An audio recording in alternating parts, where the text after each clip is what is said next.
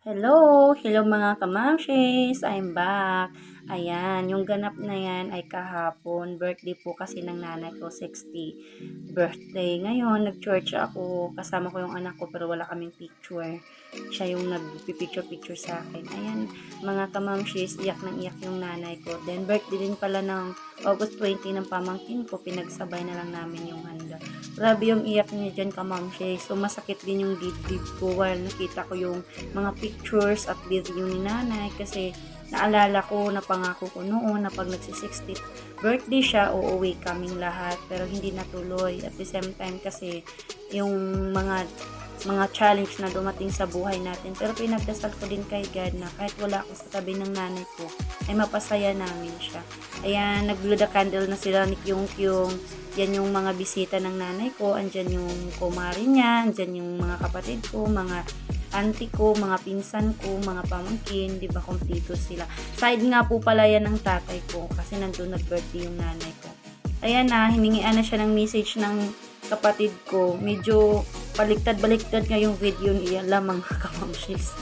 Ayan, naiyak yung nanay ko kasi akala niya wala daw handa, akala niya hindi namin siya naaalala, akala niya lang yun kasi grabe yung pakulo ng mga kapatid ko. Pero sobrang thankful ako sa dalawa kong kapatid na nandun at sa mga taong nag-effort din talaga, sa mga taong sumuporta.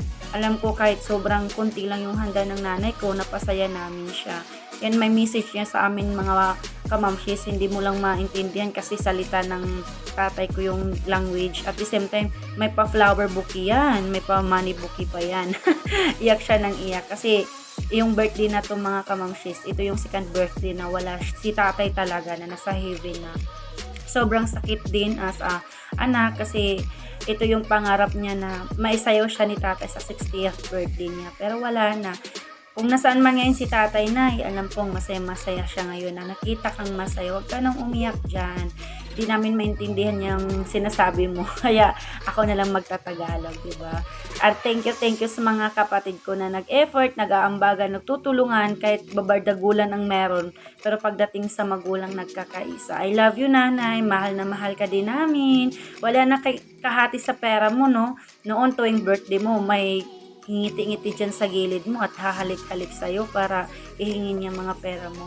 Naiiyak-iyak din ako mga kamamshis kasi feel ko yung pain ni nanay. Pumayat nga po siya kasi malapit na din yung 1 year ni tatay, 1 year anniversary at first birthday niya sa heaven na kasama si Papa God. Yan. Medyo nalulungkot-lungkot din talaga ako pag nakita ko yung edit mga kamamshis. Pero kailangan kong lakasan ng loob, kailangan kong lumaban para sa pamilya, para sa magulang. Huwag ka nang umiyak, nanay. Mahal na mahal ka namin. At happy birthday din kay Kyung Kyung sa aming pamangkin. Third birthday niya din kay Zakio. Yan. Ang haba ng music niya dyan ka mga kamamshis. Grabe talaga yung iyak niya. Kasi may namaritis siya ng ibang tao. Sa amin, sinisiraan siya daw. Pero hindi naman kami nakikinig sa mga sinasabi ng iba. Kasi mas importante pa rin yung siya yung pinapaniwalaan namin. Kaya sa mga meron pang magulang, sa meron pang nanay, sa meron pang mga pamilya, agahan yung bumawi sa kanila. Kunti man yan, malaki man yan, ma-appreciate yan ng mga magulang natin. Kagaya sa amin, wala na si tatay. 'Di ba? Sobrang sad, pero okay lang kasi bago nawala yung tatay namin, napaparamdam din naman namin mga anak yung effort at yung kasiyahan na dati hirap kami sa pagkain, pero bago nawala yung tatay ko, wala nung 2019 na ibibigay namin yung mga yung mga na gusto nila. Ayan na, nag-video call na kami kasi walang record yung ko pala. Ayan, nagtatuwaan pa kami, tas nagbibigay kami dyan ng message isa-isa, then nagpe-prayers yung mga mga brothers ko. Grabe yung tawag namin dyan. Tapos nagbalita si nanay na salamat daw, tapos tuwang-tuwa siya sa amin. Pero umiiyak din yan mga kamamshis kasi napagsabihan yan. Siyempre, para sa safety niya. Sumama-sama kasi siya sa barangay election Naging singer-singeress yan. Singeres yan. Mahilig talaga yan siya magkanta-kanta kasi may compose yung tatay ko na yung na yun, yung kapitan na yun ng tumatakbo, talaga, kinakantahan talaga yun ni nanay. Tapos umiyak kami dyan lahat kasi andun yung emotion, na dapat ito yung araw na magkakasama-sama kami. Failed na naman kami. Yung sinasabi ni tatay dati, siguro magkasama-sama kayo pag wala na ako. Yun nga, naging buo kami nung nawala si tatay. Pero nung last fiesta sa amin, July, umuwi lahat ng mga kapatid ko. Ako lang yung hindi umuwi. Alam nyo na, nasa Japan tayo. Naghahanap buhay. Nandito yung hanap buhay sa Maynila. Grabe yan. Tuwaan kami kasi ikot ng ikot yung signal ng kuya ko. Thank you din sa mga classmate ng kapatid ko. Ayan na yung money bouquet ng nanay ko. Nag-effort talaga sila.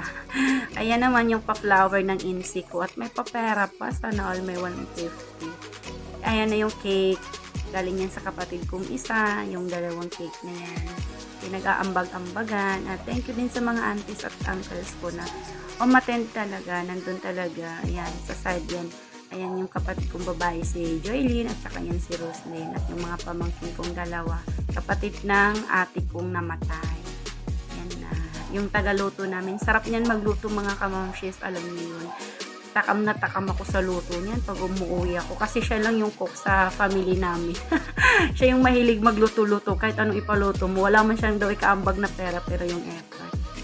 Ayan na naman siya. Iyak na naman siya. Kahit magbo-blow ng candle, iyak. Grabe. Ayan pala yung pinsan ko sa side ng tatay ko din.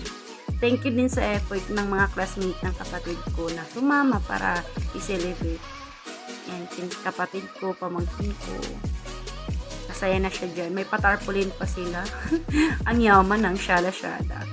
Simple lang yung handa ng nanay ko pero napakasarap yun kasi luto yun ng kapatid ko. Sinasabi ko sa inyo. Pag natikman nyo yun, makakalimutan yung pangalan nyo. Charis! At thank you nga pala sa mga manunood ng video na to. Pasensya na sa busis ko. Medyo, andun kasi yung emosyon at mismo na yung family mo. Isang taon na naman akong hindi makauwi. Yan, mga favorite yan. May paputo si nanay. Charap-charap niyan. May paihaw pa. May pa-watermelon. Pero yung the best talaga ito, mga mamshis. Ito talaga yung tanim ng nanay ko. Diba? Yan yung pabiho ng ate ko, ng insi balik. Insi kasi tawag ko dyan. May papritada siyang chicken. Meron na din siyang ibang klase ng pansit. Fresh make yung tawag sa met. May 60 eggs din si nanay kasi 60 years old. May pa chicken curry. Ayan. Minsan lang din kami nagkausap-usap ng mga kapatid ko. Ang cute ng pamangkin ko. Yan yung may birthday, may third birthday. Nagsasayahan kami. Andyan, yung bunso ko at saka yung manoy ko magkasama sila. Bali ako nasa Maynila, mag-isa. Yung manoy ko nasa City Hall. Yung naka-pink nasa Surigao City. Yung naka-yellow nasa Butuan. Tapos si Nini, yung bunso namin, pauwi-uwi lang yun ng bahay kasi nag-aaral pa. Tsaka yung si yung mahilig magluto, hindi na siya nakasama sa video call kasi nag-aalaga pa ng mga anak. Thank you and God bless. Happy birthday ulit, Nana.